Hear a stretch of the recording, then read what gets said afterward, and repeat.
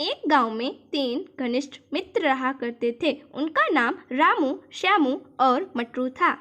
एक बार वो लोग रोजगार की तलाश में एक पगडंडी के रास्ते से शहर की ओर रवाना हो जाते हैं। कई मील पैदल चलने के बाद रामू को एक विशाल वृक्ष की जड़ के पास झाड़ियों के बीच में पोटली जैसी कोई चीज दिखाई देती है। उस पोटली को देखकर रामू श्यामू से कहता है, अरे भाई श्यामू, वहाँ झाड़ियों के बीच में पोटली जैसी कोई चीज दिखाई दे रही है। इस पर श्यामू कहता है, चलो नजदीक चलकर देखते हैं कि वो क्या है। पोटली के पास पहुंचकर जैसे ही श्यामू पोटली को खोलता है तो उसमें बहुत सारे सोने के सिक्के भरे रहते हैं।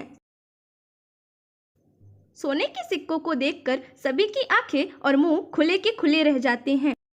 दोपहर हो चुकी थी और सभी को भूख भी लग आई थी, इसलिए उन्होंने निश्चय किया कि एक मित्र नजदीक के बाजार जाकर खाने पीने का कुछ सामान लाएगा और 2 मित्र वहीं बैठकर पोटली की रक्षा करेंगे।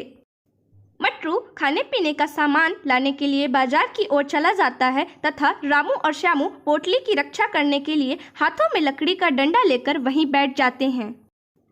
थोड़ी देर बाद मटरू नजदीकी बाजार पहुंच जाता है और वहां एक मिठाई की दुकान से कुछ मिठाइयां खरीदता है। तभी मटरू के मन में एक बुरा विचार आता है कि यदि मैं इस मिठाई में जहर मिला दूं तो सारा का सारा धन मेरा हो जाएगा।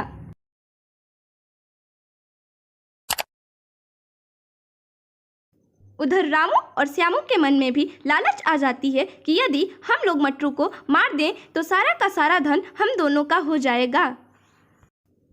उधर मटरू बाजार से जहर खरीदकर मिठाई में मिला देता है और कुछ ही देर में वो रामू और श्यामू के पास पहुंच जाता है।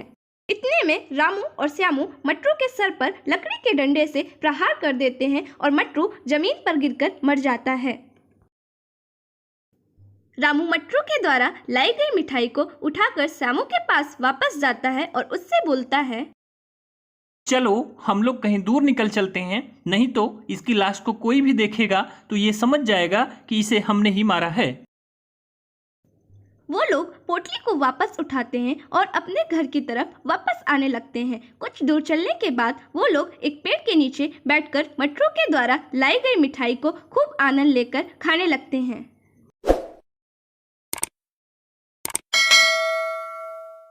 मिठाई खाने के थोड़ी देर बाद उन दोनों को नींद आ जाती है और वो ऐसी नींद थी कि वो दोनों फिर कभी ना उठ सके।